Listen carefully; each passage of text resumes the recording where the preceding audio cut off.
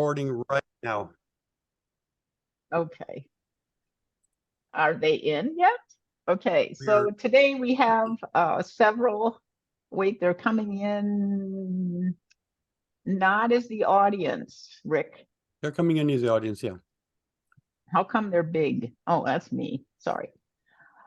Yeah, we only have 3, 6, 7 of us spotlighted. Okay, all right, so I want to welcome you to the second Bike Fitter webinar.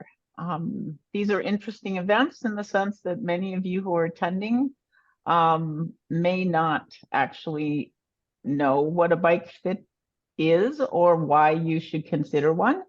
Some of you may be in bike fitting business, and all of you are likely to be cyclists of some sort or another. And so the guests we have today, there are several of them, and I want each of them to introduce themselves with a few brief words about, what they do and where they're coming from. And then I'm organizing a discussion of bike fitting that will cover various topics over the next couple hours, okay? So why don't we start, we'll go counterclockwise again. So we're gonna start with Rick or clockwise. So go with Rick Schultz first, and then we'll go around, and I'll kind of do a zigzag there to get Chris. Eric, bike fitness coaching. I've been fitting for almost 15 years now. And I've been over the last probably 8 or 9, I've studied a lot more kinesiology, anatomy, biomechanics, which has really helped me evolve as a bike fitter to really understand what's going on with the client. I have my own bike fitting education company now that we also teach for IBFI. So bike fitness coaching, primarily our clients, our students are PTs. We're accredited by the CPTA and the APTA, California Physical Therapy Association, and the American Physical Therapy Association accreditations. And we put on about 4 classes a year. We have a class coming up in about 2 weeks with about 6 PTs right now. So with that, essentially, that's a real quick summary. Okay. Next. All right. Well, I want Happy. Why don't you introduce yourself, please? My name is Happy Friedman. I'm fitting bikes in New York City at the Center for Bike Fit. I've been doing this for about 40 years. I've probably seen everything. I've worked in the industry as a store manager, mechanic. I've owned my own store. I've done development coaching for United States Cycling Federation, in addition to a decade at Columbia University, where we went to nationals every year. So I think I qualify to speak with some expertise on the subject. All right, we're happy to have you, Happy. Okay. Steve? I'm Stephen LeBoyer. I own the Savile Road Bike Shop in upstate New York, just next to Albany. I'm originally from the New York City area. I have been a bike fitter for about 20 years, riding, an avid cyclist since I was about 10, riding and racing primarily road. This was the start of my second career. I launched Savile Road about 11 years ago to kind of merge bike fitting with boutique sales. So it's kind of addressing the model that Susan had mentioned, the need that Susan had mentioned before. So it's primarily, everything's based on bike fitting. We have what we call the bike fit experience, that basically it's consultation and pretty much addresses you from head to toe in terms of selecting your equipment and developing a relationship with you, bike fitting, bike selection, sales, and service. Okay, thank you. All right. Vega? No, I think I'm in a different order in my screen. Oh, yeah, you could be. Sorry. Caught off guard. My name is Vega Braley. I own Hill Climb Acupuncture and Bike Fit. I am a licensed acupuncturist. I'm located in Basalt, Colorado. I've been fitting for 10 years. I started fitting while I was in school for acupuncture. So very quickly decided I was going to do both. I never once wanted to be full-time acupuncturist and never once wanted to be full-time bike fitter. So it's a good mix for me, especially living in the mountains of Colorado, where I'm pretty busy with bike fits in the summer and then get busy with acupuncture in the winter with the ski clients. I've been obsessed with bikes my whole life. So my joy is to help people be more comfortable and ride more, because I think that just makes them happier. I also run a women's cycling collective called Inspire Cycling. So that's all of my time is taken up with bike things. Thank you. Chris, you have to, there you go. There we go. So I'm Christopher Biggs and really pleased to be in this austere audience. I do bike fitting as a service for a small bike shop outside DC. So I started racing in the 70s and 80s. Life intervened. I then retired from the Marine Corps about 2000. Worked with as a consultant with Lockheed Martin, then retired again, then became a psychologist. And so I'm just helping out Peter Buck at the small bike shop, and I met Happy at a CABDA symposium in New Jersey. That was an extraordinary engagement, and I really respect the business. Have a passion for bicycling.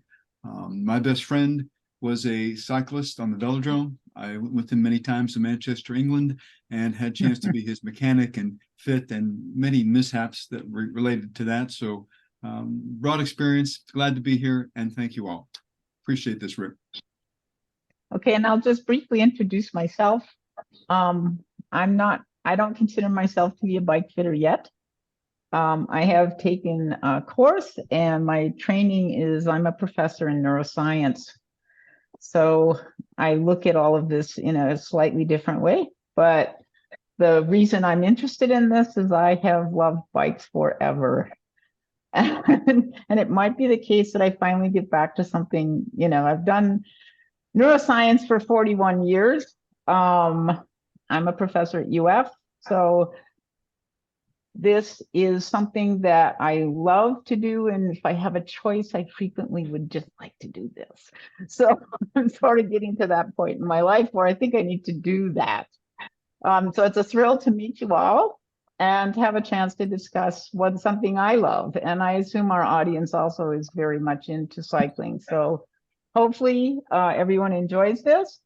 And with that, we're missing one of our guests. When she comes back, hopefully I will have her introduce herself. She disappeared. Yeah. And did. All right. So we're going to start by asking, it is sort of a general question, but it's something that I always wonder about when I meet people like you. The question is, I'm going to address it to, I think, Steve. And the question is this: why do you think that many cyclists are completely unaware of the benefits of a good bike fit? We have something that we always joke about. It's the aha moment, and it's when somebody gets on the cycle or their bike on a trainer, and you've made some adjustments, and all of a sudden they go, aha. And that's when they realize that you've actually added some value, because the majority of there's a lot of people who've been riding and they think there's a little pain involved. It's always going to hurt a little bit. After so many miles, my saddle's going to hurt me. But then when you make some slight adjustments, or you address a particular issue that they're having, and you've made whatever, and all of a sudden they go, aha, then they understand what you've been talking about. And it was funny, because as I became more and more knowledgeable and gained more experience fitting, it became more difficult for me to be on group rides, because I'd be riding by somebody and I'd say, here's my card, your saddle looks like your saddle needs to go up, or you need to do this. And it's an observational thing, but you really don't know you've got it, have an issue, until somebody corrects it. And this, of course, is a major, it's a lot of people ride with discomfort rather than pain. If you've got pain, you're going to go have it addressed. If it's just discomfort, you figure, it's always, it's bike riding. Okay, so I'm going to ask possibly Vega on this one. I want you to continue his answer, but I want you to tell me how you would increase the awareness of the benefits of a bike fit. So in other words, he's telling me about the aha moment, and I certainly know what that is. I have experienced it. It is awesome. Now, the question is, you have to run into a bike fitter to have that happen. And so how are you going to increase the awareness of the general cycling public? This is something I've been working on in my own valley. I think really it's an industry issue, not like a bike industry issue, not necessarily just fitters. And yes, we have a responsibility to try and push the education, but it starts in the shops. And I think the problem is so many people and the industry as a whole kind of poo-poos on bike fitting because they've had bad experiences, or they think a bike fit is just a shop employee adjusting your saddle height and getting away. And the reality is that it's so much more involved. Like a real bike fit just takes into consideration every individual's flexibility and limitations. And I've been trying to work with the shops in the valley that I live in, offering to go in and educate the shop owners and the shop employees on sizing and what a bike fit is. And like, my cards are in everybody's shop, but the employees don't really know what's going on. Like, and I've offered, like, come in for a fit and I'll give you, a taste of what this is and educate you on what fitting is so that you can educate your clients. So far that hasn't worked very well. Nobody's taken me up on a free education. So, Oh, sad. I have worked with some coaches in the valley though, with Roaring Fork Cycling, and they've graciously hosted me to, educate their coaches on what bike fitting is so that they can pass that along to their clients. So there's some movement, but I think it's we have to push more. Okay. Would it help if you guys were organized some way? We are into totally I'm just separate saying. groups. Yeah, no, your entities on yourself islands. You have these islands, but I don't see this sort of. There's not a lot of cohesion.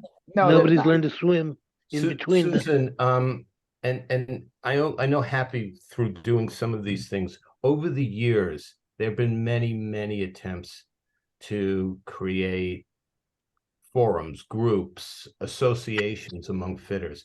The problem is it's a very fractured group. There's no licensing, there's no recognized certifications in terms of, there's lots of associations you could join. In fact, I think we all came together through one of them. But to address Vega, you're on the right track. But you have your practice or your studio, and you are you, and you're going to appeal to certain people, and that mix of acupuncture and fitting will appeal, and it kind of qualifies you in a certain area. Now, somebody working at a specialized concept store who has gone through the whole retool program and has the advantage of specialized big retool, the McDonald's of bike fitting, is also out there. And that's the confusion.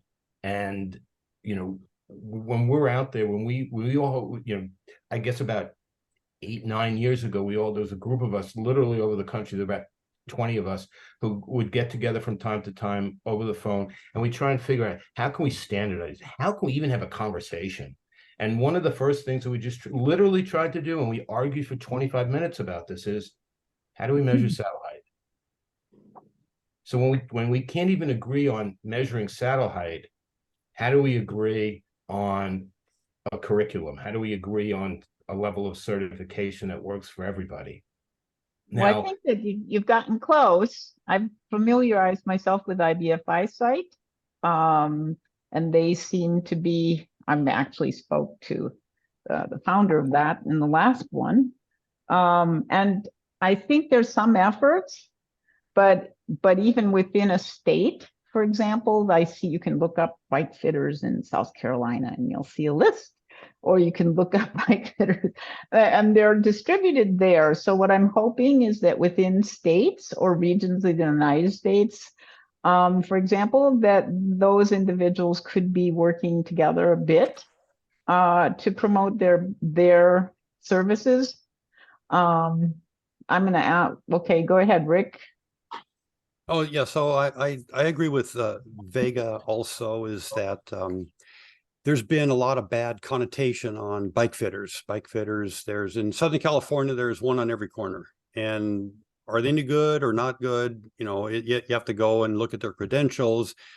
People are going by price. Oh, that bike fitter, they can do the whole bike fit for $50. I'm going to go with them. Well, how good is that going to be for a $50 bike fit?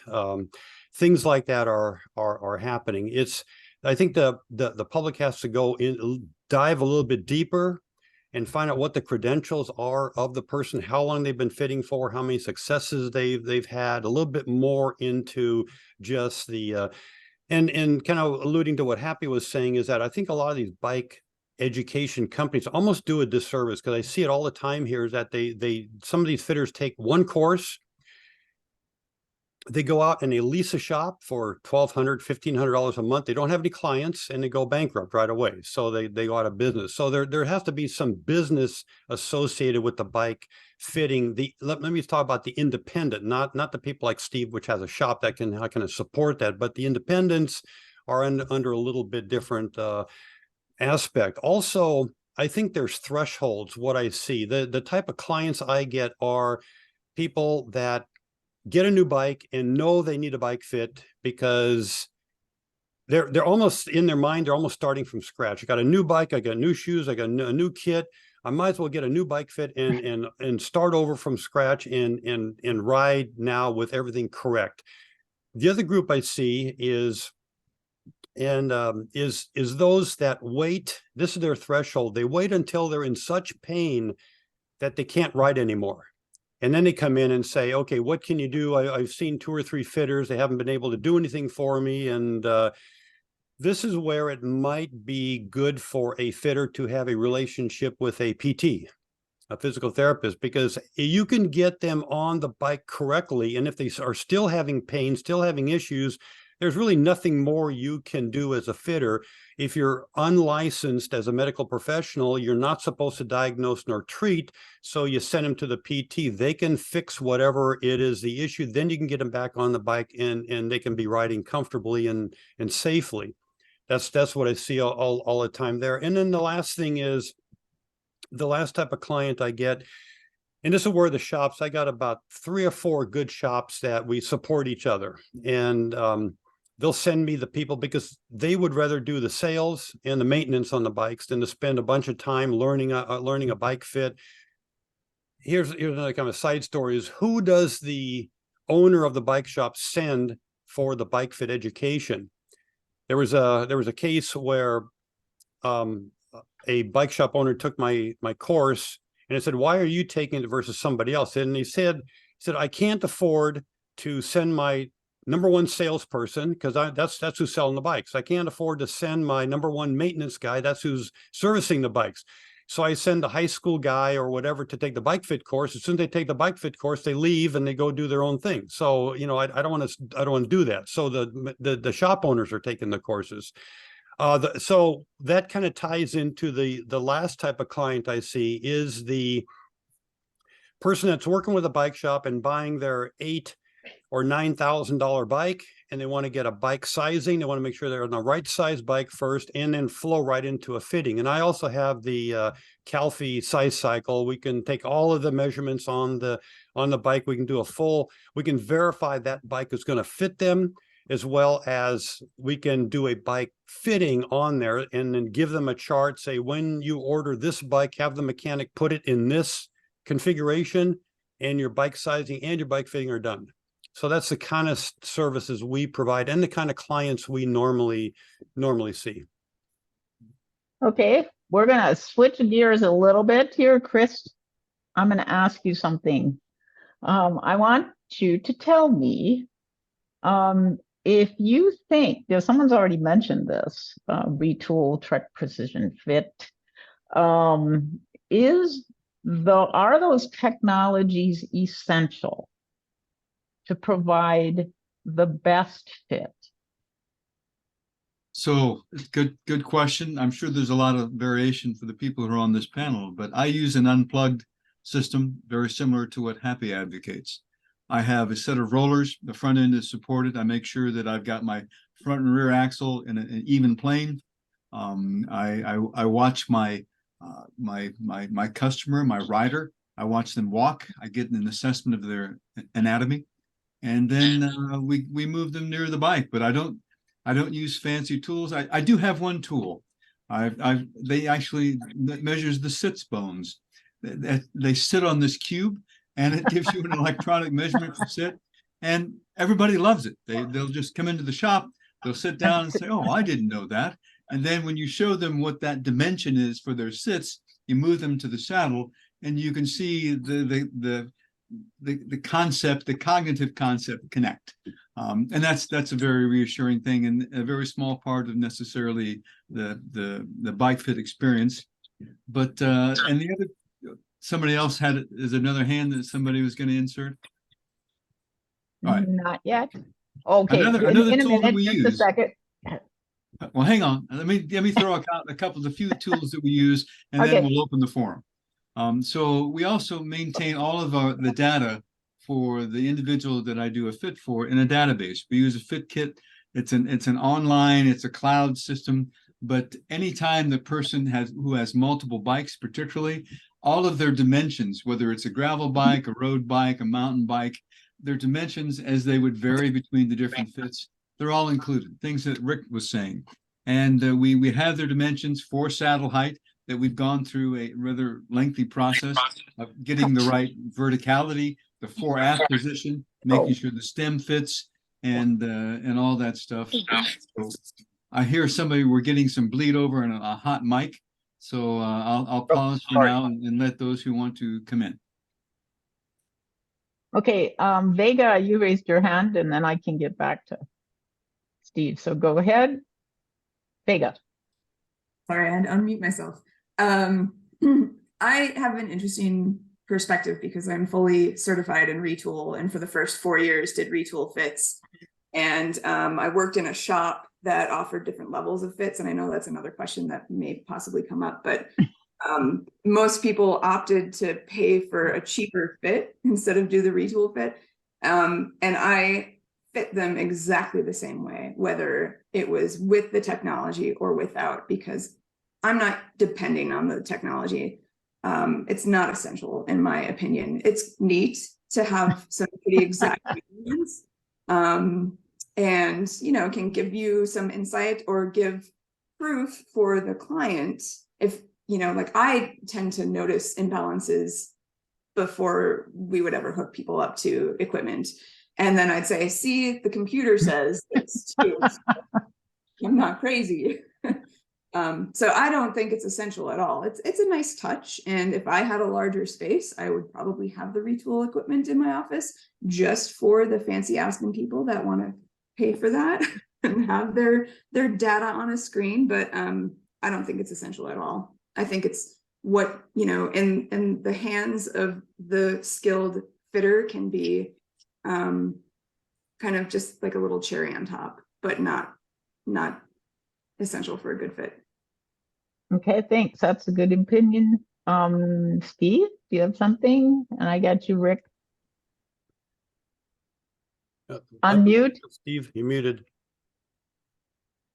I'm going to agree with what Chris and Vega both said, and Chris started it. He has a process, and I think that's the key.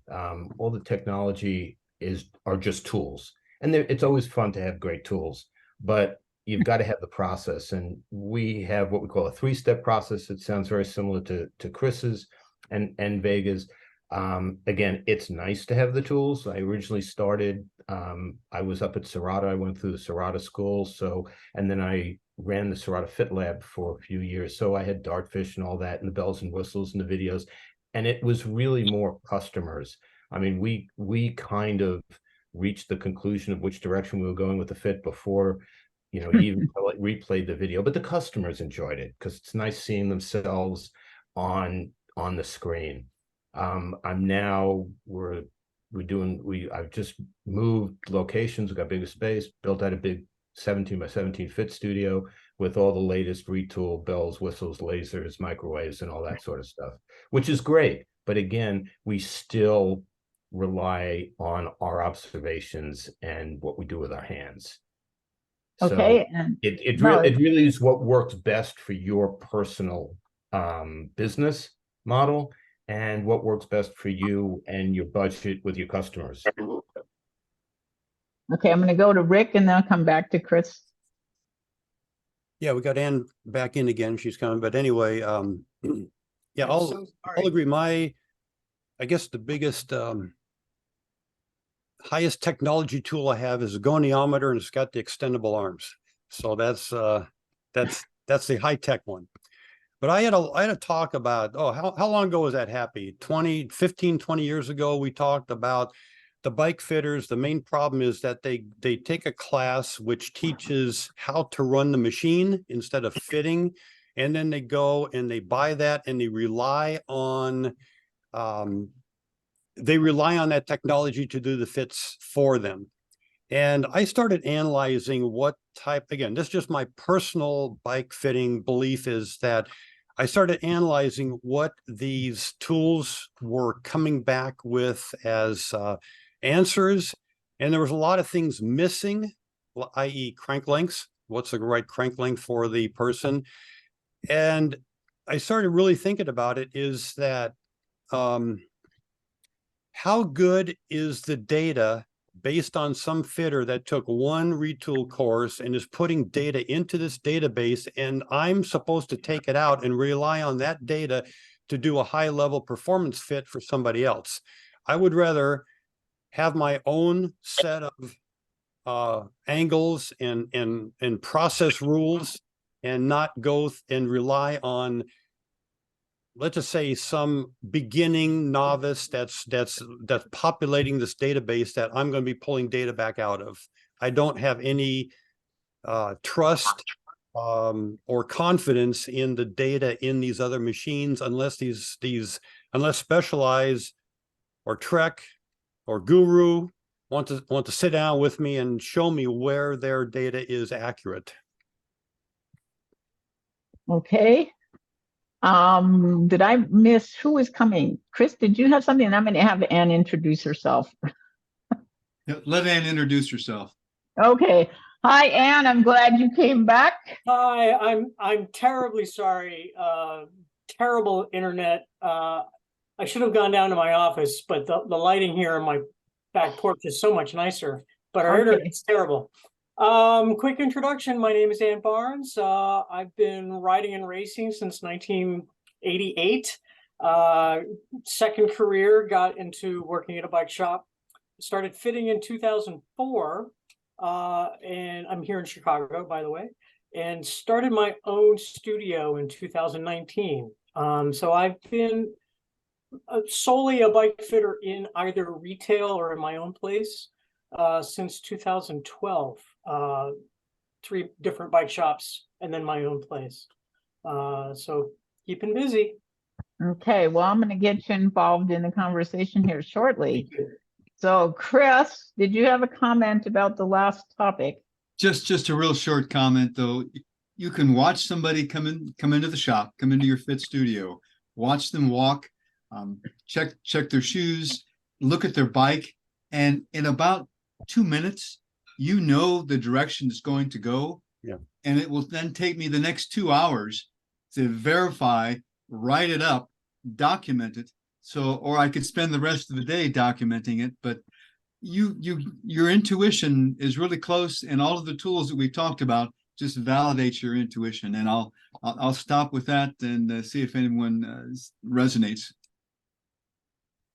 I do agree with that, Christopher. Yeah, I think you've got to be careful not to have too strong of a intuition, like you don't want to make a judgment too soon, but yeah, you the next hour is spent confirming what you feel. Yeah. Okay, Happy?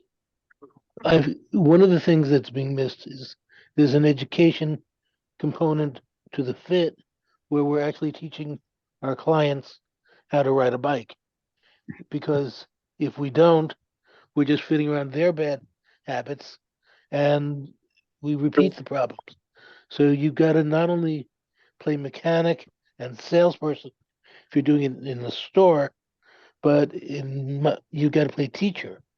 You got to know how to ride a bike. Not everybody does. Most people think they do until one of us sits down with them. And the other problem is the standard for fitters. Everybody thinks we're all on the same level. We're not. Some of us know things others don't. Some of us bring outside education in. Some of us have made lots of mistakes.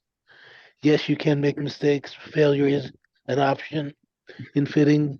There are times you're not going to get it right. I had that with one client. I fit her 4 times. Saw her on the cover of Time magazine for a lawsuit where she had filed against her doctors for malpractice. And they had done a complete mastectomy that she felt was unnecessary. It may have been unnecessary for her, but I needed to know about that to do a proper fit. So I spent 3 months working with this woman for a problem that could have been solved in one conversation. So all fitters are not equal. All customers are not equal. And you have to be very adaptable to meet everybody's needs and very open. And again, the certifications are only as good as they go. It's the life experience that you bring with it. A good fitter should be able to fit a bike, even in a dark room, listening to the sound of breathing, changes in pedal, stroke, chain noise, and just a little touch and contact from you can guide them into more efficient positions. So you have lots of options, but it's really just what you know going in that is going to make the difference, not the machinery, not the certifications.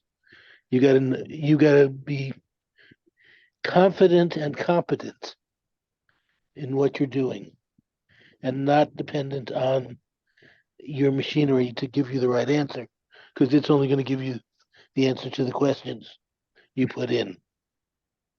Okay, thank you. Rick, one final comment on this? We also have Amy raised her hand as well. So there's another from the audience that has a question. Well, okay, did she put it in the chat? Yeah, Amy, go ahead and put your question in the chat if you want to. I think it's what Happy said is kind of the tip of the iceberg. I think part of the bike fitter responsibility is not only to fit the person to the bike, but so many people at all different levels of experience don't know how to ride the bike. They don't know how to pedal the bike. They don't know how to do this, sit correctly on the bike. And that's part of our responsibility to not only do, but to do a full service for them, which goes beyond just fitting them to the bike. How do you sit correctly in the saddle? Anterior pelvic rotation, pedaling correctly with the feet. Are you pedaling like this? Or are you pedaling like this on the bottom? Helping them with that, helping them relax their upper body. They're stiff arming the handlebars and they complain about neck and trap and pain. And so part of the thing is not just don't get them fit on the bike, get them fit on the bike, but help them become a better cyclist and be more comfortable and actually ride the bike correctly. That's the other half of what I think bike fitters, experienced bike fitters should do. And I think most of us already do that on this panel. Okay. So my next question, I'm going to direct first to Anne, just because I am. And the question has to do with static and dynamic fitting, but in the context of a rider's reported intensity. In other words, some riders will come in and maybe they don't ride casually very often. They're an intense rider or racer.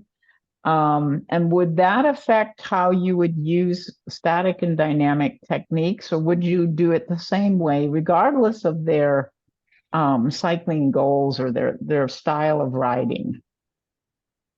That is a good question. I think that you can't imitate riding outside indoors. End of story. Okay, that's tough. Right. Plus, if you're racing, that physical body is responding to the people riding next to you, right? So it's even different than riding in a group or a pace line or anything like that. So when you're fitting, even if you've got a guru machine, which I've used in the past, or purely custom or whatever, everything you do is rather static. You can move that machine as much as you want, but it's still a machine. It's not the actual bike. And if you've got a bike and a trainer, you're maybe one step closer to reality because you've got that human body interfacing with the actual machine that they will be riding outside. But proof is in the pudding outside with wind and elevation, climbing, descending, people next to you, cars, potholes, what have you. So, I mean, you still have to start with your basics. Try to pull apart the problem. What is their problem? Are they having a hard time keeping up with the group? Are their hands and feet going numb, or is their neck and shoulders? So that's something that you can figure out in a fitting in the studio or on the machine or on the bike, but then proof is in the pudding. Tell me 50, 60 miles later how you feel. Okay. And so what you're telling me is, and I understand this, so the dynamic aspects of some of these fitting machines with all the videos and this kind of thing, no matter what you're going to do, they're still not going to actually simulate exactly what that rider would do on their bike, on a road, or whichever other venue they're riding in. I think the key word you said there was stimulate. And since you're a neurobiologist, and a colleague of ours, Jason Barkov, brought this up a couple of weeks ago. When you have someone up on a fit bike and you might be on a platform, that human being might be 8 to 10 inches taller in the air than when they are on their bike on the ground. So when we're talking about a visual field and responding to your horizon, just by the nature of being on a fit bike, you're removing them from reality of how they're actually on their bike and responding to their environment, whether it's their proprioception or vestibular visual connection. Then when you put them on the road, they're physically responding a little bit differently. I'm sure Happy's going to make a comment about what I was just talking about. Actually, I would like one comment I have, just quick, is that have you guys ever considered using virtual riding platforms in that context? Because you can make that person see what you want them to see. So the road will look like the road. I'm thinking of Ruby in particular, but there's a way to integrate virtual reality into that. That's not the goggles, of course. That's completely disorienting. But their bike with that extra stimulation would simulate the road. It does. It's very good. Just an idea. A lot of people are riding Zwift. That's basically what you just described. I'm riding Ruby. Okay. But so I'm going to ask Happy. He had a comment about the difficulties in fitting simulating reality in a fit studio, and then hoping that what you're doing, the fit, I'm assuming, is going to be okay. But if they're elevated, and I understand that they don't feel like they can certainly they're not going to feel like they're going to release their full watt power on that. That is not going to happen in the studio usually. Well, So go ahead, Happy. sometimes when you're looking on a trainer, you can artificially inflate the power output because you get more leverage on a trainer which is locked into position on a deck or on a platform. So you can inflate what you think your power output is when you're testing them. On the other side of the question is, do you want to increase their power output? Power is calories. And if you get somebody who's doing endurance work, you want to be more efficient in the burning of your calories. So I'm often trying to lower the caloric output in addition to lowering their pulse, even if it's just a couple of beats a minute, because cumulatively, that over time, that will make them more efficient. So to me, power is not necessarily the solution. I therefore am not a big fan of Zwift, which feeds the idea of more power, more power, more power. We could talk about that for days. 20 watts, 40 watts a kilogram. Yeah, there you go. But All right. I'm going to ask Steve to start this one. This is sort of something near and dear to my heart, and I am on a campaign for this. Myself, I won't get into that, but a question that is often debated among cyclists is crank arm length. And why do I need a shorter crank? And so I'm going to ask you what your opinion is of crank arm length, and possibly in the context of both road bikes and mountain bikes. Well, I'll give you my usual response. Okay. Crank arm length is not going to affect your power or your comfort in isolation. It's part of the bike fit. So just saying to you, Susan, go from 170s to 165s and just go to the service department, they'll install it.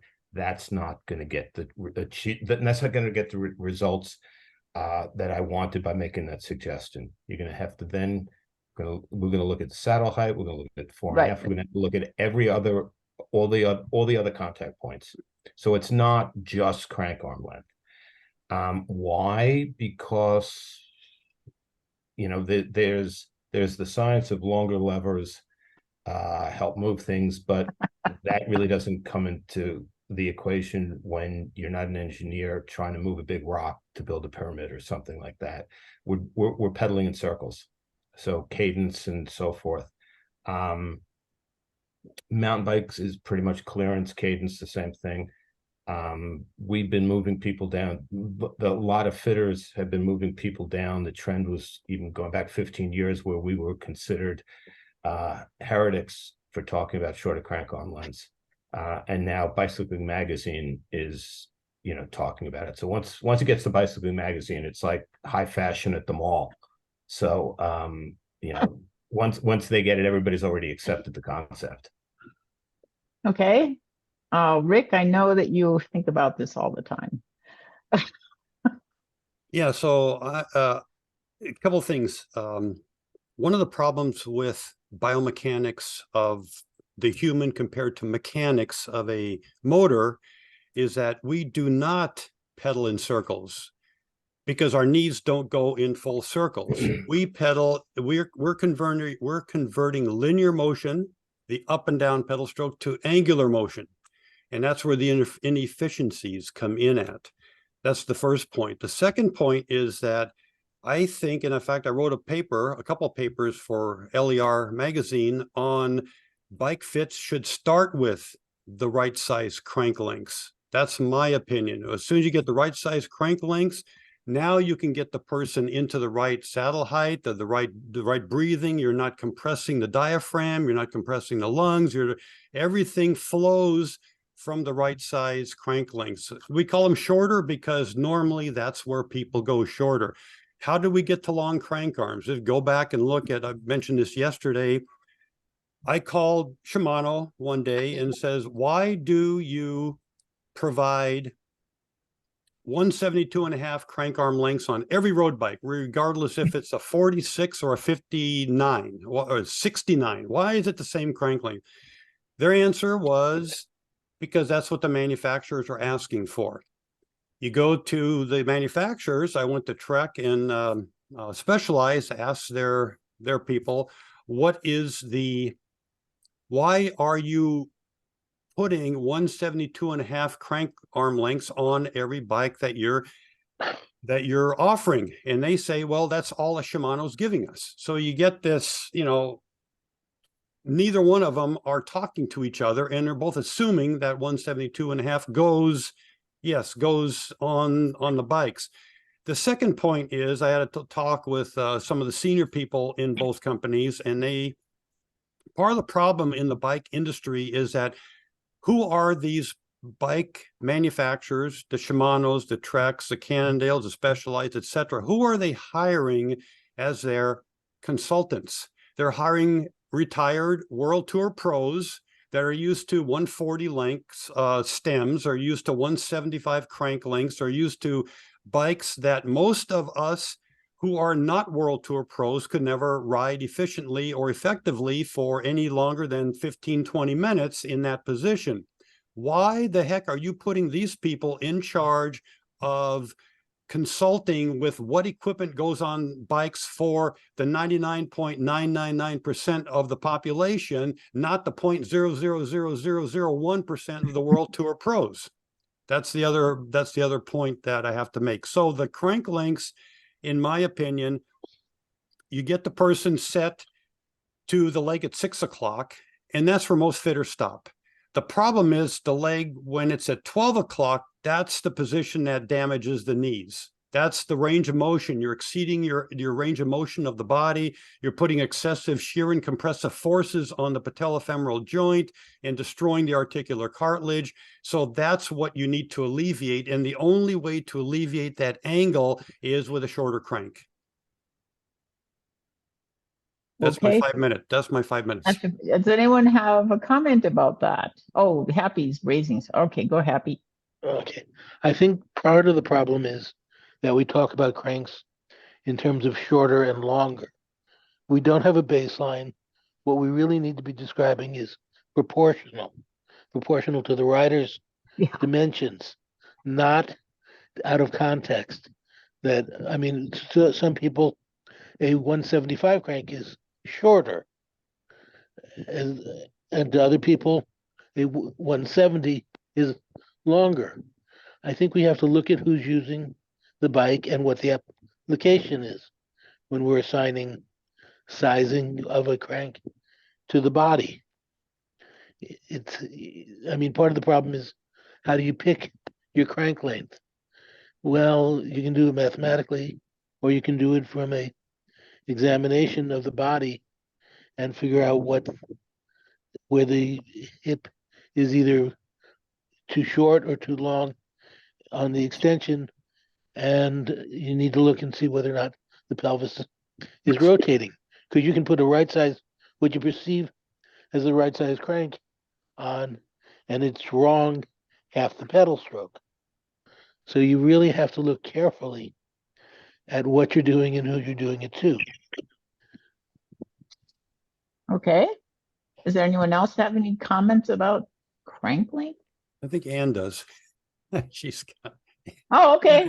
Come on, Ann. Well, I mean, I agree with what everyone's saying, and I think that there's so many things to talk about in there. One of the things I like to say to people when they're experiencing a different crank length or struggling with what they have, it's not a lever, it's a linkage. Yep. There's a relationship of that linkage and your femur. Your femur should only be going up and down. And your relative position from the bottom bracket.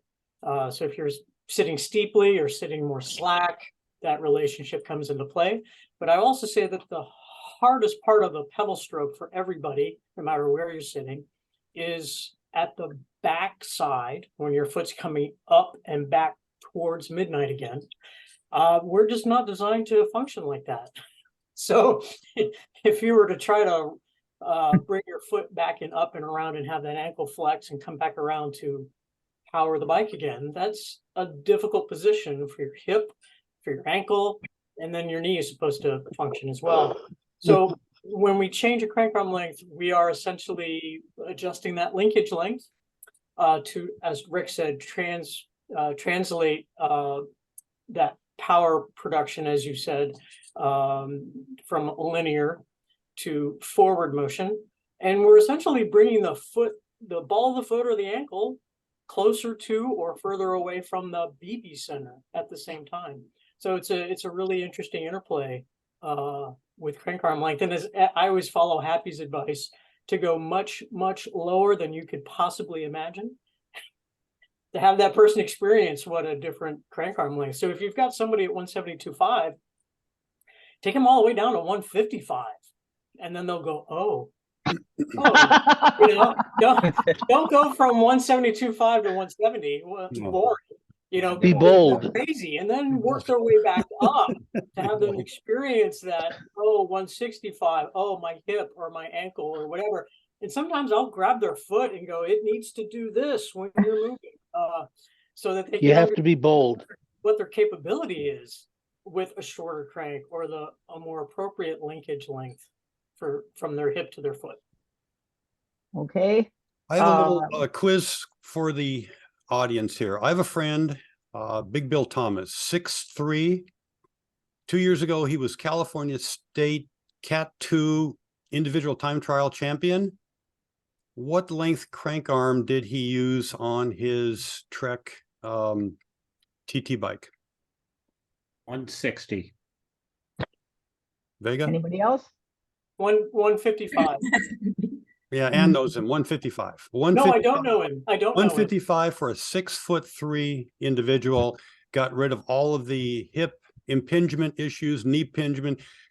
He went one step further and actually worked with some of the biomechanics in his department, and they worked on where do the muscles work most efficiently. They work in mid-range most efficiently, not at the end ranges. So he was able to keep his legs, his knee angle in mid-range the whole time he was riding, not wasting any power at the top or the bottom of the pedal stroke. 155s for a 6'3" guy. Doesn't surprise me at all. No, 155 is awesome. I'm 5'4". I was a 170. Oh my gosh. You go to 155 and you know what the first thing you think is? Well, I watch those professional cyclists and they make it look so easy. And you realize when you're going up the hill and standing up and doing all this, you go, I think I feel like they look. Mhm. You know, it is awesome.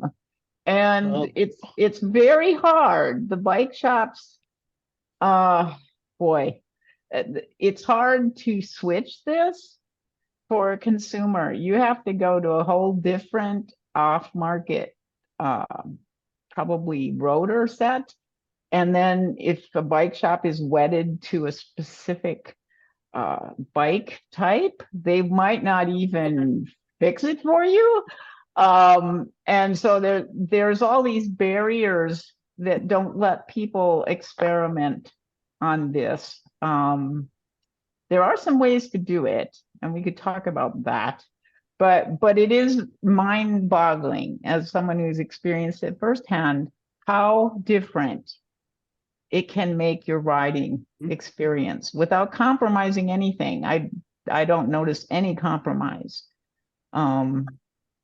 And so I'm on campaigns to get, my current one is Wahoo Kicker bike only goes to 165. So I am on them because there's a lot of riders who are not going to be served best by a 165. They should go shorter. Well, Peloton goes all the way down to 170. No, that's not good. All right, so Happy's waving. Here we are. Okay, one of the biggest problems when you're looking at pros is the fit system they use is called monkey see, monkey do.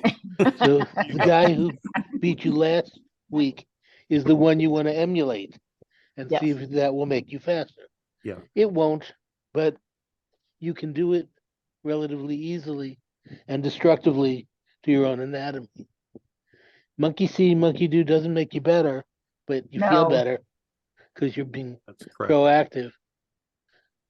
Yeah, no, the 155 change for me was really important because I was noticing that I ride lots, long and sometimes pretty hard. And I would start to be on the edge of what I would call the beginnings of some kind of knee discomfort. Well, And some the shorter cranks that I've had, along with some other adjustments, have really helped. And I can now ride all day. the decision to go to different crank lengths is often based on Jim Martin's research, Professor University of Utah. And the problem is he was very specific about what he was testing for, but what he was not testing for didn't go into the paper and people missed a lot. He, for example, did not talk about the gastrocsoleus complex, which is a vascular pump. And if you got the wrong crank, you shut it down. So these are things we don't talk about. Stirling's law, which is having to do with vascular return. This should be part of the knowledge of a fitter to understand the physiology, not just the mechanics of their pedal strokes. Okay. Does anyone have any response? We done with that one? No, he's correct, 100%. Okay. Well, my thing in the end is that if you're happy riding your bike, you're winning. That's I'm kind of happy all the time. I'm happy. Yes, you are, but that, I mean, that's a really big deal. All right, okay, go ahead, Ann. I just want to go back to what you just said about if I'm happy riding my bike, that's a good thing. And I think that is essentially why we all became bike fitters, because we physically, personally experienced discomfort, or working in a retail environment, we worked with people who were unhappy about riding and like, well, I like riding a bike. Why don't you? Right. And I think that that's really the key of what we're all doing. We're trying to get everyone to be happy riding a bike. What's wrong with that? Yeah, and I see that all the time. I see clients come in and they kind of walk their bike in from their car and they kind of just throw it. Here's my bike. Let's get a fit done. Big. And then you say, well, you need this. It's usually they need the trifecta. The trifecta is that the saddles are too narrow, so they need a wider saddle. The cranks are too long, they need a shorter crank. The stems are too long, they need a shorter stem. You put all the right stuff after a bike fit, you put all the right stuff on, get them fit, they go down the street and come back, and from that, hey, here's my bike, let's get it fit, to the biggest smile on their face. I didn't know cycling was so easy. And we hear it all the time. And I think Ann said, that's what it's about, seeing that big smile on their face when they're finally able to ride the bike and it's theirs. They have the realization that the bike is fit. I chose the bike fitter got it fit to me 100%. And now it's my bike and I can ride this thing all day long, as hard as soft. I can do whatever I want. It's my bike now. Yep. And if you get that, I mean, you guys as bike fitters, when you're successful like that, that has to feel pretty amazing. I mean, it's like the physician that cures a disease. I mean, it falls into that category. They're grateful patrons. They think well, I'm not going to go so far as godlike, but it does have, if they really like to ride, you've rescued their passion from, the dumpster fire. So we're fixing the ill-fit bike disease. Yeah. Okay. Well, we're going to talk about something we don't talk about much, but I struggled a while about this, and that's shoes. Wow. Bike shoes. I don't know, man. It was really torture. If your feet are not the norm in some way, or your arches or your gait or your you're possibly doing some other things. So it's a combination of the shoes and the cleats, and getting the right position for those. I mean, I still think it made a lot of difference to get it right. And I only accidentally fell into the shoe I have. I wear Supplest. And they are awesome for me. And what I do know is that not every bike shoe fits everybody. And I do know that bike shops usually don't have a selection to try. And so the consumer's kind of something blowing in the wind. And if you're lucky that one time, you will find the shoe. So when you're doing bike fits, I mean, how many people actually come in with a complaint about their feet? They may not know why. And then what do you do about this? And how do you approach that? And I'm going to ask, I'll get to you, Steve. I'm going to ask Vega first to respond to that. And then, because I think it's a really important part of cycling that's often kind of just, I'm not going to say it's like, you know, what you think about your underwear or anything, but it isn't the first consideration. Usually it's, what does my bike look like? It's not about how your shoes are going to work. So, and it's a contact point that we can't ignore. So let's talk about shoes and cleats. So I've got an intake form that I have clients fill out before they even come into my office. And if I ever see someone mark down foot pain or foot numbness, that's the first thing that I address when they walk in is, let me see your shoes. And I want to say 70% of the time, my clients need wider shoes. There, you know, there are those few that have super narrow feet and they actually fit in low volume cycling shoes. But what I'll do with my clients is I'll have them, you know, trace their foot on a piece of paper and then take their insole out and put it on top of that to show them that their foot is spilling over. And you know, explain to them that while we are riding, it's well even more. So you're taking up all this volume and just causing, you know, impingements and numbness and the problem being that there aren't a ton of accessible wider options for people. And you know, you hit it on the head where bike shops don't stock a lot of options. And like, I think there are 2, maybe 3 brands of shoes that you can find in my area in all of the so it's like sending people to try on shoes is not really an option. Yeah, that's where I start. Okay, so you start with the width of the shoe primarily. Primarily. Okay. And I'm going to let Chris go. We'll get back to you again on this. Chris? You're muted, Chris. There we go. Yes, I just bear with me. I had to lower my hand and now I'm unmuted. But this is actually probably Happy's greatest area of contribution. I'll give you my short version and I'm going to defer to him because I think he's got a lot to share. He helped me a lot. It's 50%, and I agree with Vega, of the people that come in, and I start with the feet first.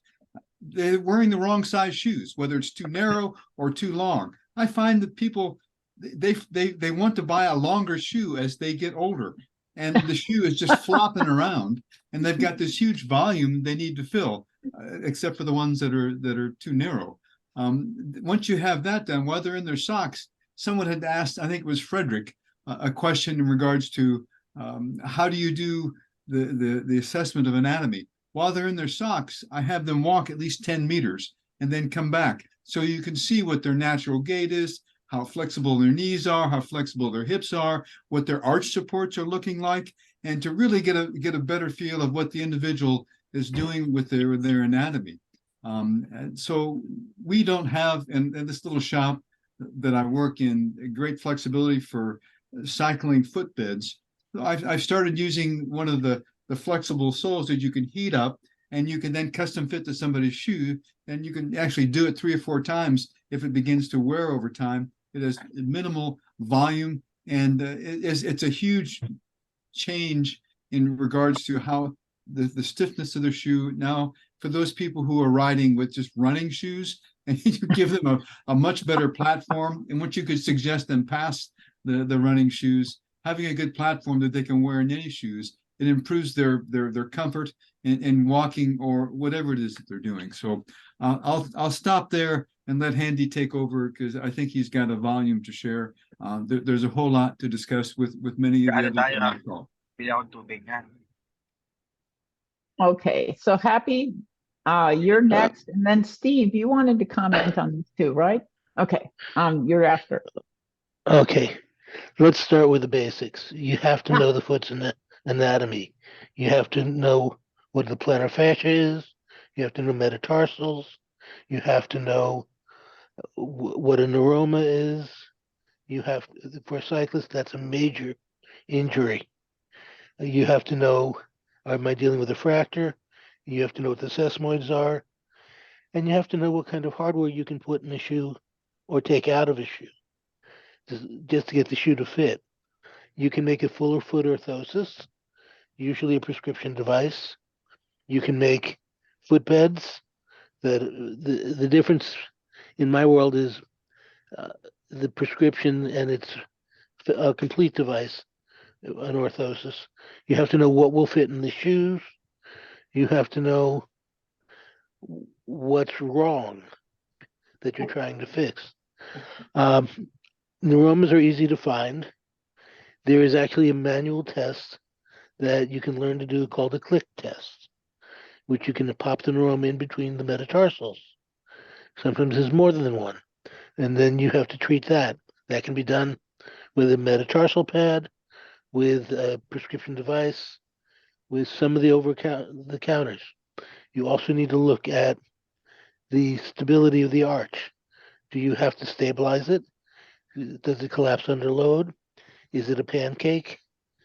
Meaning, if it's a true supinated foot, there's very little you can do, because as you age, the bones get more rigid. Is it that way because a woman is postpartum and full of relaxin? That will collapse the arch and also make the foot appear to be bigger. Can I stabilize it with a scaphoid pad? The scaphoid is an arch pad.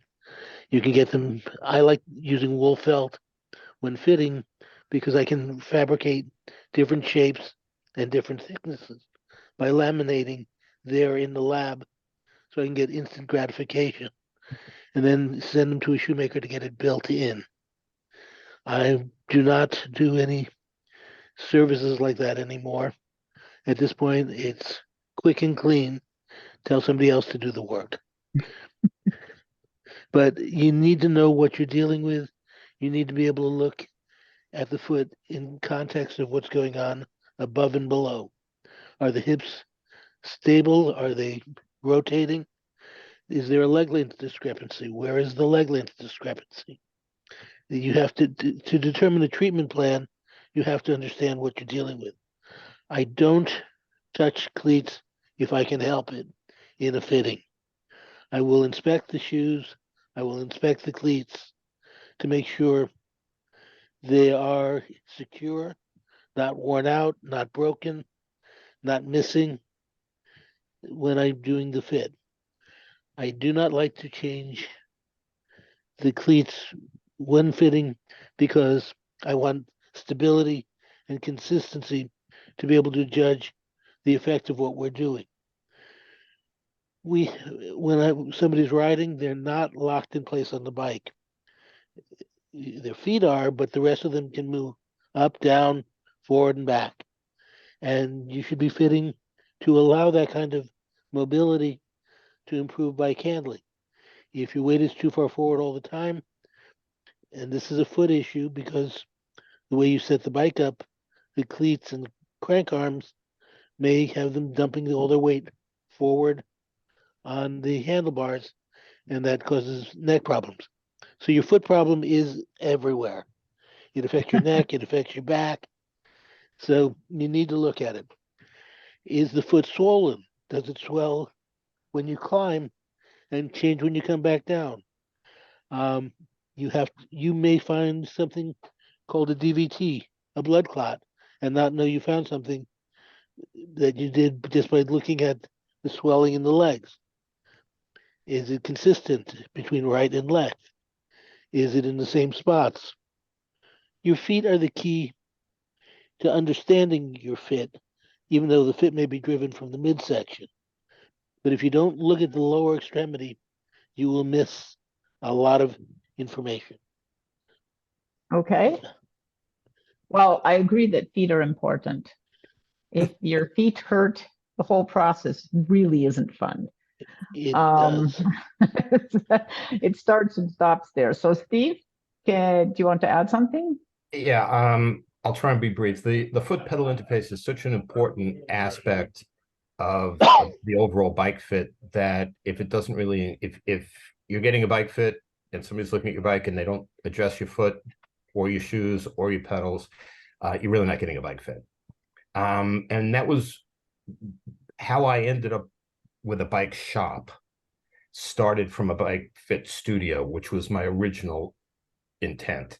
And what happened was I started to send people, because I wasn't selling anything. I was just doing fittings. And what was happening was I was referring people to go buy shoes and they were coming back with the wrong shoes, or we were doing a fitting and they were coming back, and it was very frustrating because I kept thinking that I've done my job and they're screwing it up. So we started to measure people's feet and then recommend and order shoes, special order shoes for them, because we had a couple brands that we could do that with. But right now what we have, and again, this is part of like the whole process, is when you book a bike fitting, we always ask you, first of all, do you anticipate purchasing any new equipment? Because a lot of people are like, oh, it's the spring, my shoes are worn out, I'll get a bike fitting and then I'll buy shoes. If you're going to buy shoes, you either work with us, because we carry 3 different brands and we do the full thing, or you show up with your new shoes, because we'll put the cleats on, we'll position the cleats all as part of the bike fitting. So when you leave, we know we've done 100% of the fit. At least we try to. We carry 3 different brands of shoes, all with at least 3 different lasts. We do stock insoles. We also do custom insoles, because we feel this is so important. And again, that's how we grew it, because I was really, I really felt that people don't want to buy shoes online, but bike shops are kind of letting them down, because it's really expensive to carry a line of shoes or multiple lines of shoes. But that's where my business grew, because I'm the only one stocking shoes in the area. And it hurts sometimes, but it's very satisfying when somebody can come in and the first part of the fitting is, let's look at your shoes, and we get them a new pair of shoes, or we get them a new pair of shoes. And we probably put insoles, stock insoles, improvements over what comes with the shoe in 90% of the people that come in the door, because usually the shoe, now your surplus shoes are different, and I'm familiar with them. They come with a really good insole. I still changed it out. What did you use? I use Icebugs. Okay. And I'll tell you why. If you really look at the one that came in that shoe, the metatarsal bump is not in the right place. And so for my foot, at least, the Icebug, it's right where it's supposed to be. And it was the first time I'd ever really felt like what it was supposed to be feeling like. In other words, it was like someone was grabbing your foot with a glove and you were getting a massage. No other insole has ever done that. I looked at them and I thought, why is that? Well, it's because that bump in most of them is too far forward. I'm glad you found the right one. Yeah, me too. I mean, but yes, it's important. But that's the key to, and that's why you need to be able to do it. You need to have. And I just wish people knew. I mean, I know that they get them, that insole comes in there and they think, oh, this is how it's supposed to feel. And I've done it. And when you get it where it's supposed to be, you're just like, why is this not the case? So there's so many of those Yahoo moments for me. I can't even enumerate them. But yes, I agree. Insoles are critical. Having the right size shoe is critical. And then I want to bring this conversation to that cleat, that position of that cleat. And so I'm going to ask Rick. He's waving madly over there. So go ahead. So some of the things I do now, we work with primarily, I know people don't say a lot of brand names here, but I work primarily with Lake. And Lake, what I like about Lake is that they're one of the only production shoe that has a real full carbon fiber sole on it. And it has a wider forefoot. So you get the width. A lot of these shoes come assuming that every cyclist has a narrow foot, just like the bike industry. Every cyclist is 5'2", weighs 117 pounds, and has a narrow foot. That's where the bikes are kind of made. So the things I look for are primarily slots instead of holes where the cleats are attached to. There's a couple of shoe companies there's one shoe company in particular that has holes, 3 holes for the road shoes, and they're mounted too far forward. In 15, 16 years, I have never been able to get those cleats into the right position without going to. Now, here's another great tool is the midfoot cycling. It allows you to move the cleat back further into the right position. There's a good tool that we use on those type of shoes that the people are happy with the shoes, but we can't get the cleat into the right position. Shimano also has wide shoes and regular shoes, and they have the slots. You can use the shoe itself to help get the cleat into the right position. We've noticed that with Specialized, even though Specialized has slots, the plate that the cleat bolts or the cleat screws, the cleat nuts, I guess you would call them, are built into, they appear to be sewn in, so you can't move that plate back and forth. So even though they have slots, the slots are for appearance, they're not for utilization. So really it's kind of Lake or Shimano on production shoes. If you have narrow feet, I've seen the new Physique shoes. Not only do they have longer slots, but they're actually moved further back. So they are perfect for getting the cleats, but you need narrow feet. They don't have any wide options. So I always tell the customers who are looking for new shoes, look for slots instead of holes, because we can get your cleat into the right position. So talking about cleat in the right position, I'll let that go to the next person. I just wanted to say something Okay. about the Specialized shoes. You can flip those holes so you can actually move it. It's a pain, but you can flip them. Or and just then go with Lake and just move them. yeah, well, there's a Specialized dealer in my town, and so many clients come in with these shoes and they're like, okay, we have another pair of S-Works that I'm gonna have to like. Yeah, rip on it. Yeah. Sure. Yeah. You can also take a Dremel and a grill and put your own placements in. Yeah. By flipping, you mean taking out the plate and essentially Well, yeah. undoing there. don't have- So You kind of Take it push out. it into the sole from the Yeah. bottom of the Oh. shoe. Oh, okay. The T-nut is offset on the plate. So when you pop it out, which is by itself a half-hour job, then you turn it 180 degrees, you put it back in, it's been moved back, about 3 millimeters? Yeah. Versus Lake, you just move it back. You just slide the cleat back. Much better. Yeah, much better. Okay. Now, in the good old days, you needed a shoe anvil, a tack hammer, and short nails to put the cleats into the right place. And that was an art form, because everything was loose and floating around. And most bike shops did not have a shoe anvil. Okay. Let's go to Ann. But- Let's go to Ann with the cleats. Oh, I was just laughing about cleats and doing surgery down inside the shoe to access the cleat T-nut or replacing something that's been stripped. If I had a real complaint, it would be nobody puts grease in the threads. Come on. I work with a lot of triathletes, people who sweat and who are wet. Please, please, please put grease in your cleat threads. I use marine grease. You can use lithium grease, whatever you want. And also be careful of, there's a certain brand that uses an alloy or titanium T-nut thread, which don't use grease. You want to use copper paste or what's it called? So that you don't get Anti-seize.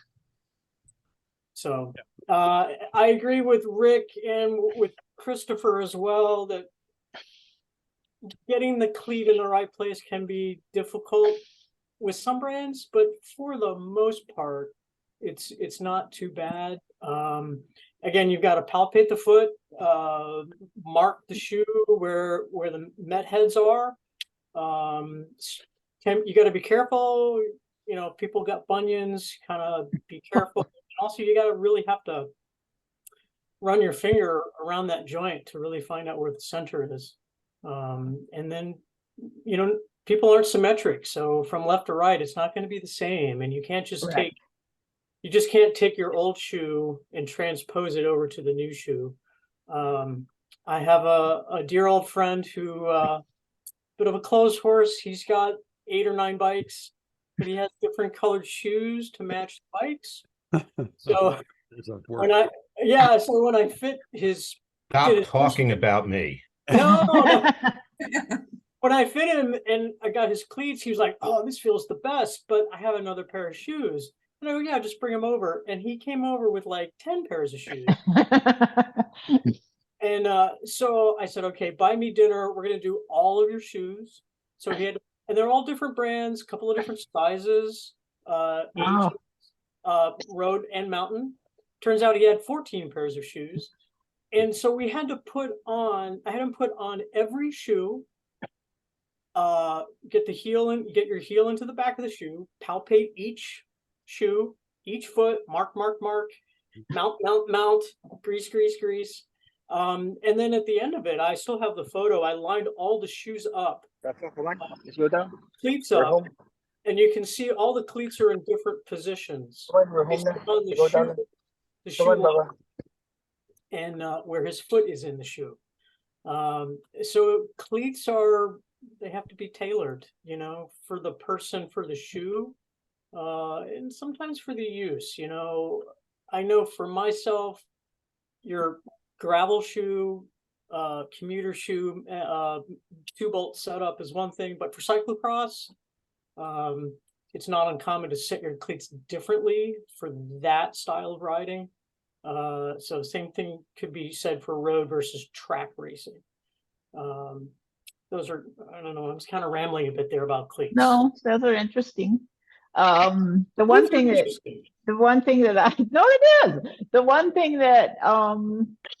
is important that nobody's quite mentioned. So when you watch them with their gait and you watch where they're placing how their foot is relative to perhaps what you would consider straight. Some people are slightly supinated or pronated or this kind of thing. And you also have to check for tibial verum and valgum. Right. And so what you want to do is you want to adjust not only the forward and after the cleat, but also the sort of adjusted so it matches where their natural leg stance would be. So they're not forcing their foot into a position during cycling that they wouldn't normally use when they're walking. Yeah. And that takes some practice to actually get right. I'm finally getting it. I want to say one thing in response to Happy's comment is about gastroc pump is if you do not get the cleats, what I've experienced, if you do not, and the experience is with a lot of triathletes, because the triathletes think you want to have your foot as far back as forward, like you're running on the bicycle. So if the cleats are in the wrong position, you are disengaging the pump of the calf. If they're in the right position, you are increasing the pump action of the calf. And the pump action of the calf is basically, the calf is the only muscle in the body that has valves that have, the veins have valves in them, essentially. And when you squeeze the calf and pump it, they open and then they close, so the blood doesn't rush back down into the lower body. It pumps it, but try to get it back up to the heart. This is the problem. If you ever hear somebody say, oh, I have to loosen my shoes 3 or 4 times during a ride, you know the cleats are in the wrong position. I always respond, well, I have to tighten my shoes 3 or 4 times every ride because it's all the blood is being pumped correctly back to the upper body. It's not pooling down in my feet, swelling my feet, having to loosen my shoes. So there's one tip for knowing the cleats are in the wrong position.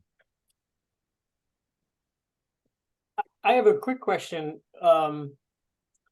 Do feet actually swell? Yes. Yes. Yeah. Okay, I mean, The blood just continues no, to. I mean, but do you measure that? Like, what's the volume change? Oh, Or is it, or yeah. does your mind just perceive something as being deadened? No, it's fine. Okay. Yeah, they're feeling it exceeds the volume of the shoe. So they feel a lot of pressure on their feet. So they have to loosen the shoes, and then it fills up more. They loosen the shoes. So it's a continuous process until the ride's done. And then as they start walking around again, now they're walking correctly, pumping the blood back up, and it goes away. So they think they think it's normal to ride a bike in that situation.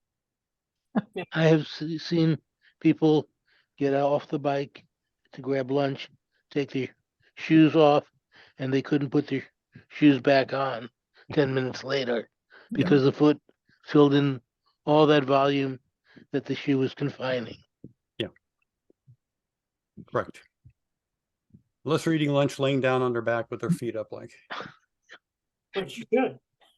Okay, well, I mean, we filled up 2 hours. That's amazing. It always is. Oh, 8:30, we got Um, another half an hour. Do we? Yes. Oh, sorry. I'm on a different time. Sorry. We can still go. We can still go. We can still go. I am going to ask something that I've heard some of you think, well, it's part of the foot.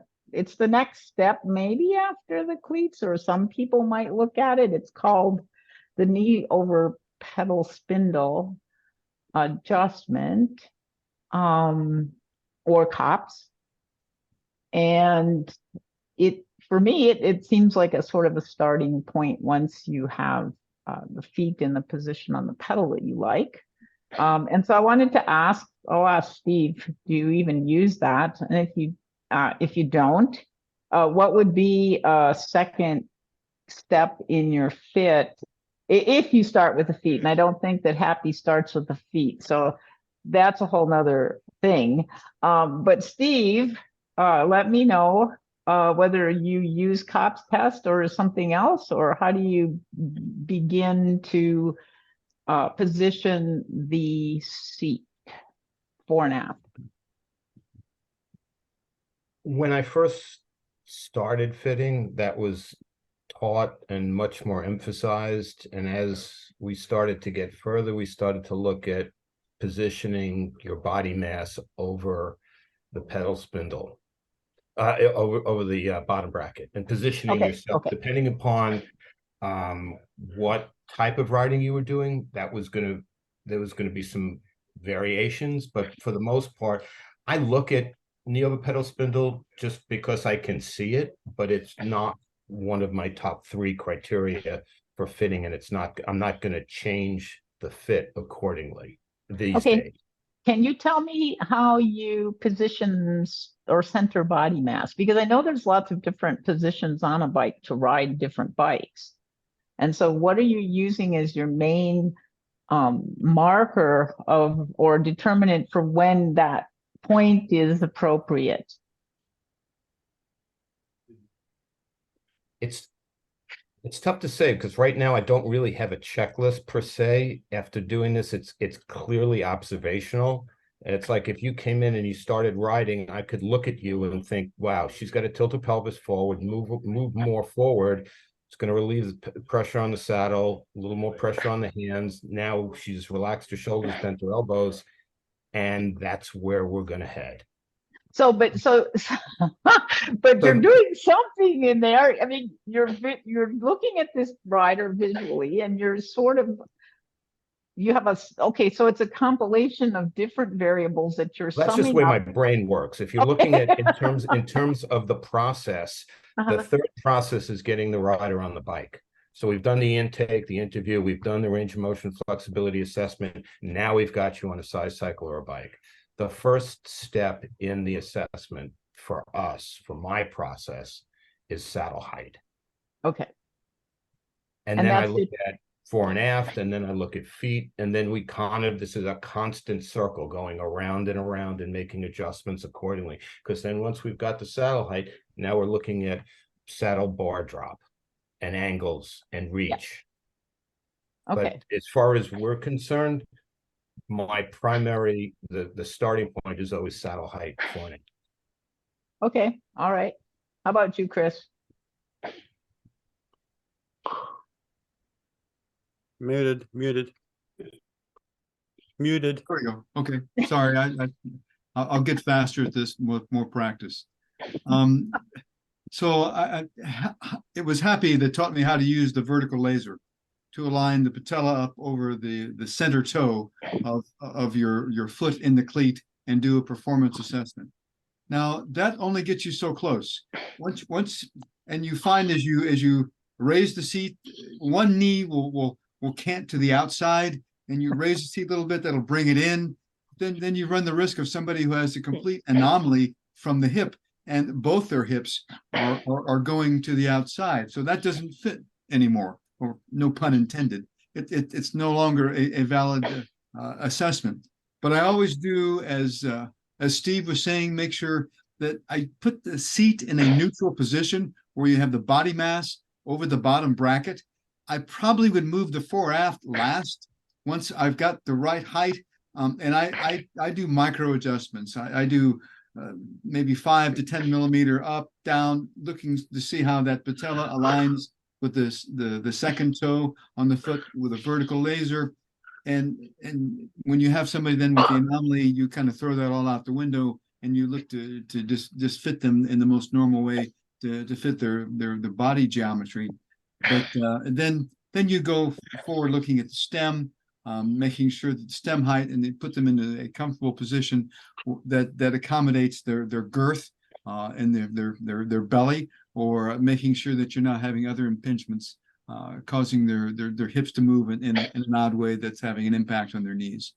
So I hit a broad section of considerations. And it's like Steve was saying, you just have to watch the rider to see what's comfortable. And there are so many variables that you do the best you can, and you try to get the rider to become a micro adjuster even themselves. Now, one thing we haven't talked about is the Q factor, which is the width of the bottom bracket, the width of your feet as you stand normally.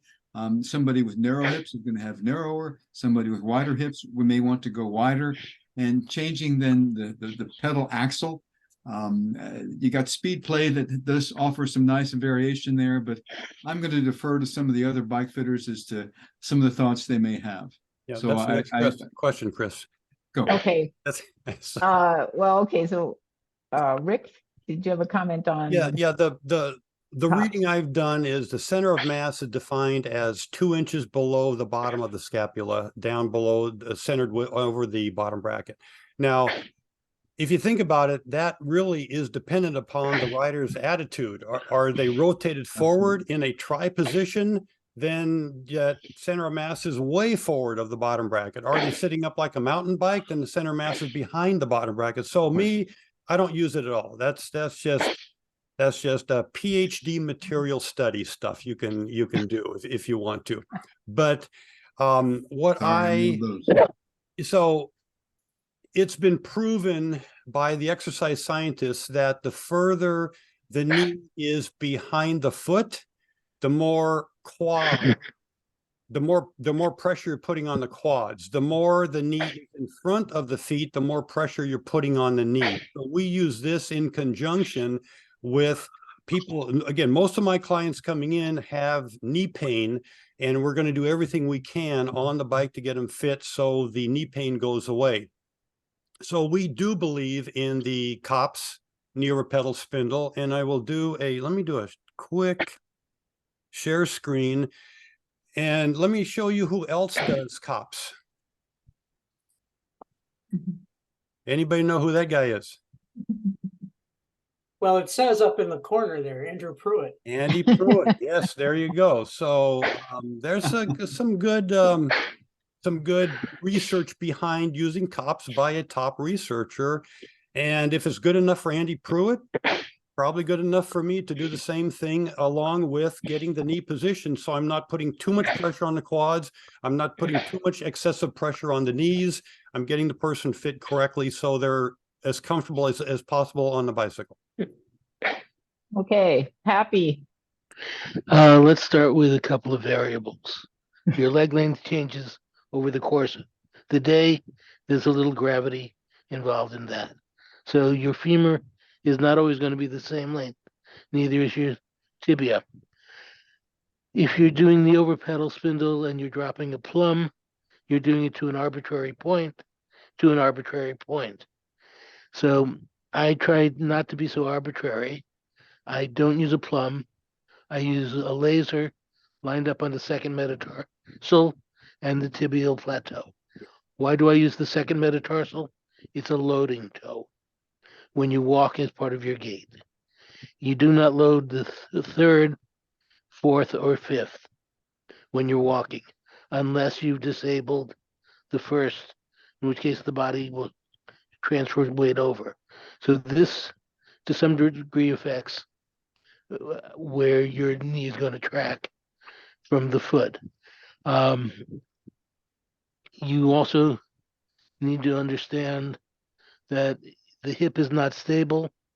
You're going to be transferring weight all over the foot. And again, the knee over pedal spindle becomes inaccurate because you're not lining up properly and consistently. I try to take people out of their quads and into their glutes. Why? The quads only have one point of contact to stabilize. The glutes have many. When you add glute med, glute max, glute min, you have multiple contact points connecting to be used as a stabilizer.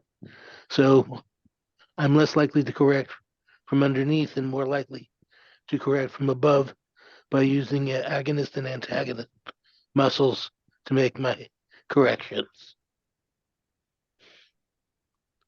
Okay, is there anyone else? Okay, let's do this. This is sort of a new thing. So we talked about the public being aware of bike fitting, and everybody seems to have an iPhone or a computer of some sort in their hand most of the time. And there are more and more apps that are being developed that individuals can use if they want to try to fit their bike for themselves. And I don't know if you've looked at any of these apps, but I would like to hear your opinion about this. Listening to you guys, it's pretty obvious to me that no app can take into account all the variables you guys are looking at when you do a fit. So I guess the question might be, are these apps harmful?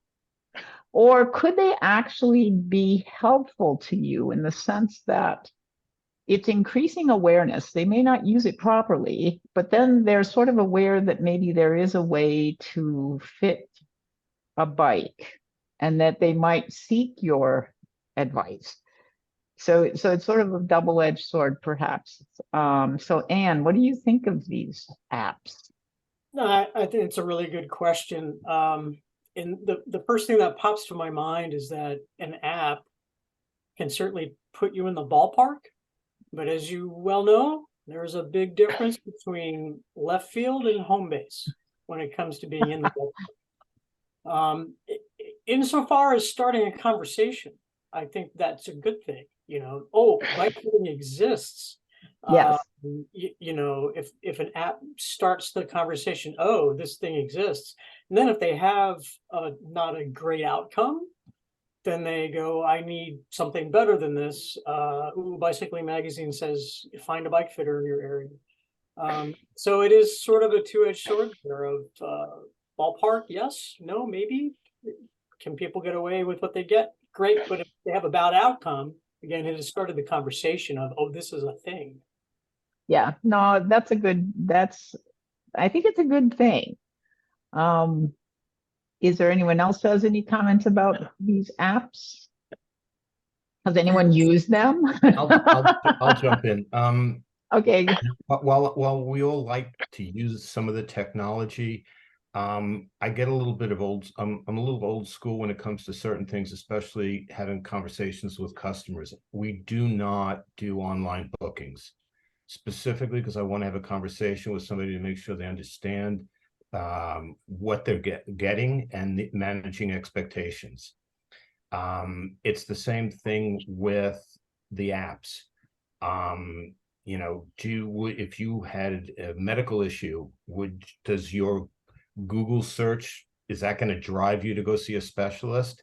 I don't know. I've looked at some of these apps and I find they're almost dangerous because, you know, you've got to make sure that camera is perpendicular to here and it's on the right, it's on the correct plane. You can get misdiagnoses, and I'm just, you know, even virtual. I know there are a lot of fitters who I do respect their experience, but they've been doing virtual fittings during COVID and all that. And I was thinking, yeah, you know, I'm not a big fan. I think, you know, in-person conversation, qualifying, listening to the issues that they have, none of that can be done on an app. I would agree with the app, but I might not completely agree with the idea of doing something virtually, although I understand the personal input. Well, some of the reasoning behind an app is cost. A lot of people are like, you can buy an app for $25 or whatever it is and do your own fitting. You're probably better off just putting the $25 towards a proper fitting. Yeah, Okay. I'll agree with Steve 100%. I think there's two types of apps that we're kind of talking about. Steve's talking about the apps where you're putting in and it maybe have a camera associated with it. What I'm getting at from Sue's question is she's talking about the apps that some of these websites you put in your leg length and you put in your arm length, and then boom, there's your fit on your bicycle, and that's a bicycle. I think that's what she's referring to, which is even more dangerous than what Steve is talking about on the apps with the cameras. Well, to your point, the one thing you learn when you're starting a fitting is there are no formulas. Is there any other okay, go ahead, Vega. I wasn't actually aware that there were fitting apps. I might be living under a rock, I don't know. But I do have experience with clients that have Googled how to fit themselves, you know, and watched all these videos and you know, they still end up in my office. And I don't think it's necessarily a bad thing to have the technology out there, because people are going to use the internet and what. And if they're still uncomfortable, they're still going to look up a bike fitter. As far as the apps doing damage, I mean, is it any different than getting your saddle height fit from a 16-year-old kid in a shop? Like, no. It might be better. I don't know. Maybe. So I think people are going to find us either way. Yep. If they're in enough discomfort. Okay, Chris. So John has had been gesturing for his hand being raised a few times. He's got some impressive credentials. John, I checked you out while we were talking. Can we let him engage in the conversation? Because I think he may have some insight. Can we unmute him? John Winnick? Or am I breaking protocol? Yep, for the that's me. There you go. Yeah, thanks, guys. I know a number of you. It's my first time here. I've been fitting a long time, 25 years. Got me into the foot world. Now I manufacture custom insoles for physicians and athletes, and we do a significant physical assessment. And so my take on the apps are, it's fine if they're exploring these things, but I can't possibly imagine getting the correct data, because my first hour so a great bike fit comes from simply a good physical assessment, not even a great physical assessment. And so when we're talking to these people across the board and they're trying to get their fit and they're doing all these things, I can't imagine, if we're measuring, so we have a foot analysis, we know ankle dorsiflexion, we know hip restrictions, we know problems with the spine, shoulder issues. The apps don't take this into consideration, and it seems like the panel here agrees 100% with that. And so the challenge is, how do we get the app companies to say it's still better to go get a bike fitter, a qualified bike fitter? And so that's my take on the apps. And so I have ideas for apps, but it has to deal with more physical assessment than it does the bike itself. And so I put a number system to the measurements of radii, the joints and flexibility things, but it's a long way off from becoming a qualified app that we can actually use.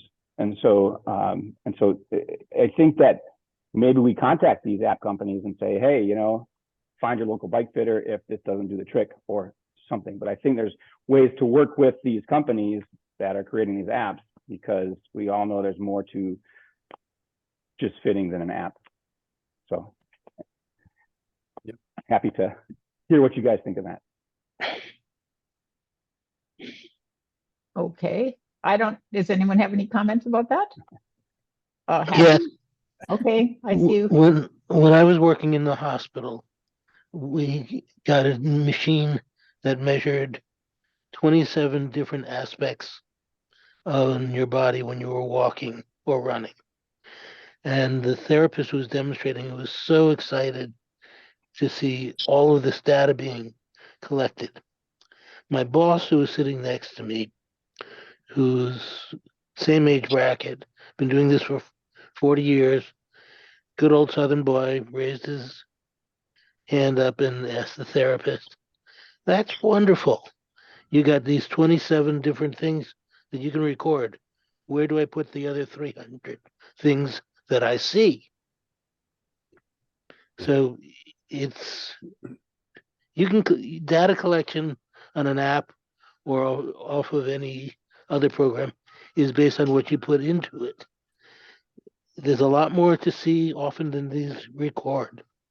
So experience and practice make a huge difference in the answer to the questions you're going to ask. Okay, I have two more questions. We'll see how they go. Okay. One of them is a little bit odd, but let's see how this goes. I'm going to ask, let's see. Well, it's either going to be Anne or Vega, or you're both going to respond, okay? And the question is, do you approach bike fits for men and women differently? And because you're both women, I want you to answer this, because it's a male-dominated sport. Let's get real. So I want you to tell me if you think if there is no difference, why, and if there is, how you would, what would be the focus difference? I'm going to let Vega go first. Thanks. Go together. It's funny. I was actually talking to one of my friends last night about how I've had women leave Google reviews about how I have this specific protocol for women, and if you're a woman, you need to go see Vega for a bike fit because she does this. Okay, all right. No, that's all right. That's great, but it's not actually true, because I in my practice, whether I'm fitting bikes or whether I'm doing acupuncture for someone, I take every individual and look at it's like a differential diagnosis, right? Okay. I'm taking into consideration their past history. I'm taking into consideration their weaknesses, their limitations, their strengths, what they want to do with the bike, what their goal is for the fit, and I listen. And acupuncture is, it's all about observation. It's, the intake, it's the awareness, it's feeling the pulse, it's, putting all these things together. And it's the same thing for bike fitting. I'm taking all of this information, whether it's through observation, whether it's through palpation, whether it's through, the physical assessment, and then of course the input from the client, and I fit from that information and from those observations. And it, maybe it's just different, and from other fitters, and then women think that, oh, she's got this great protocol, when it's just that the other fitters they've seen don't listen. I don't actually fit women any differently from men. I fit individuals. I take into consideration their body mass is different, and their center of mass is different, but that's all an individual, because even men can have different imbalances that would cause me to fit, differently. But I think the most important thing is to listen to them. Right. Well, no, see, that's an interesting thing. It raises some interesting questions. So women cyclists that are casual are not very secure in their feelings about this sport sometimes. And they are going to be the most reluctant person to come in, to a bike shop of all places, maybe, where there's a bunch of guys hanging out, and say, does anyone here do bike fit? So it's an interesting niche that you have potentially. And it wouldn't be, I agree that bike fits for women and men should be the same, in the sense that the outcome is the outcome. But maybe it's not so much that, it's about the dynamics during the process. And I totally agree. And I totally agree with Vega. I treat you all the same. Yeah. In some ways.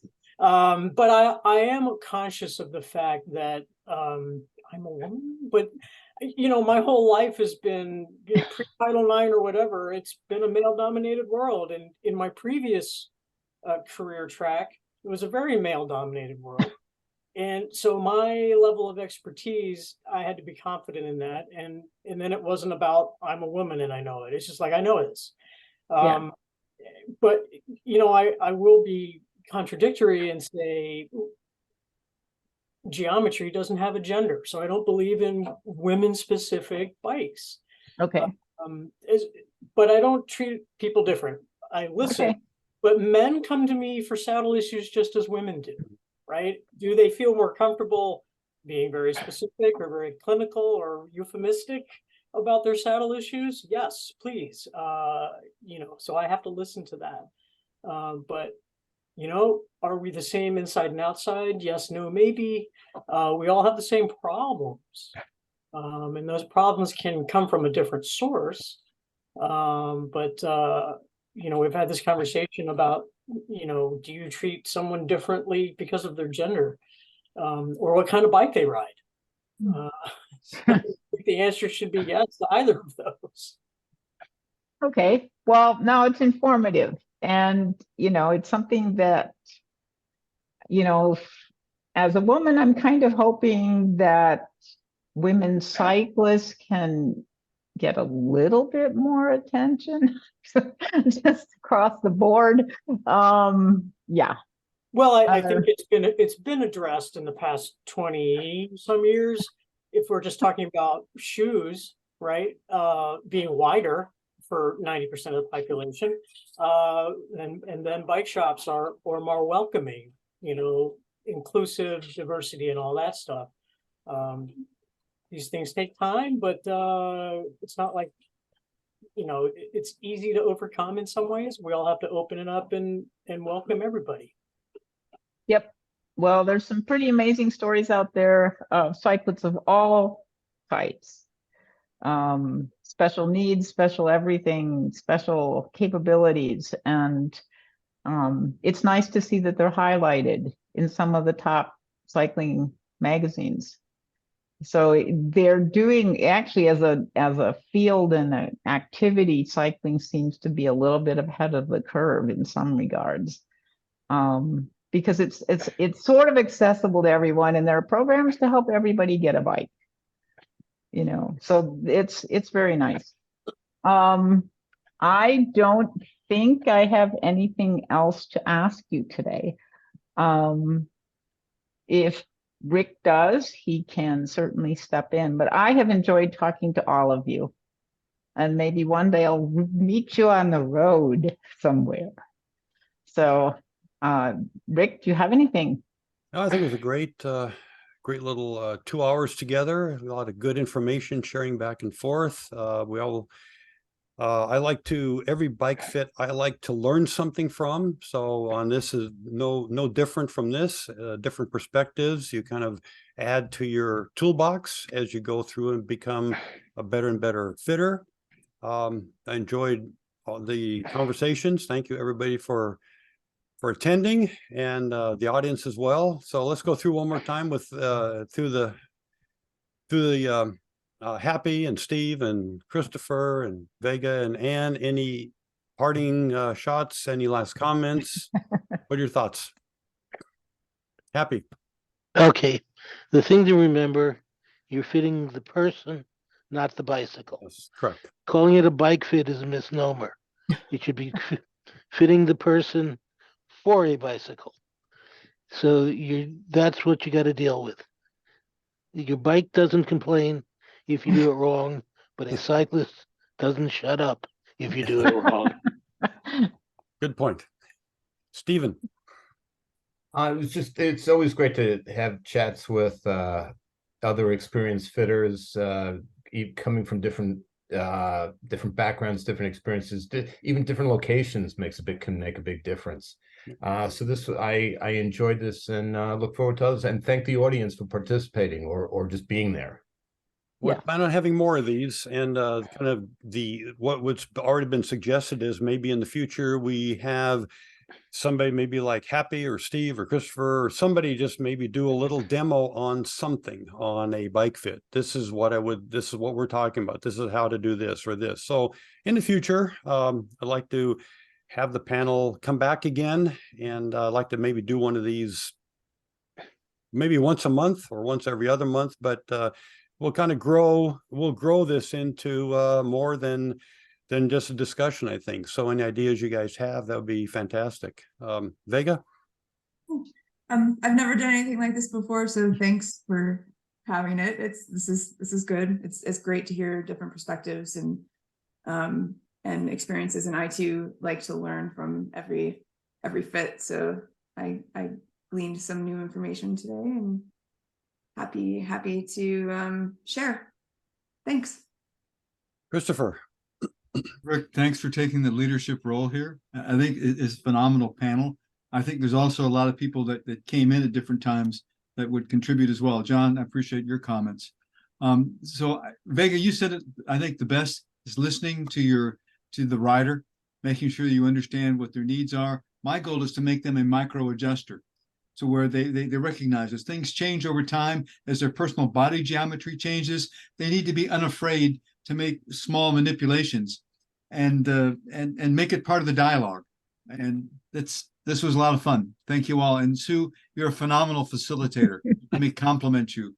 Your academic background complements your ability to engage with the people, and you have the nicest smile. Thanks. Ann. Thank you, everybody. Thank you, Rick, for inviting me onto the panel. Sue, great to meet you, and Vega and Christopher, a couple of other people, and Frederick from way over in the Philippines, Ronit in India, a couple of names I know. All colleagues, it's great. We all kind of live in our separate little worlds in our basement studios. So it's hard for us to all get together and talk. When we do, it's always, 2 hours. I think I was up till 2 a.m. at CABDA last year with Craig Watson and somebody else. Mhm. So it is just always wonderful, and you too, John, to get together and talk about what we love and listen to each other and empower each other and make people happy on bikes. Yep, that's the goal, isn't it? So thank you all for coming. This will be converted into a YouTube video shortly, and you will receive a copy as well as it will be posted. Okay, And we can Have a continue great day. Thanks again. the questions next session. Yeah. Sounds good. Hopefully, thanks all for coming. Thank you. thank you very much. Again, take care, everybody. Thank you.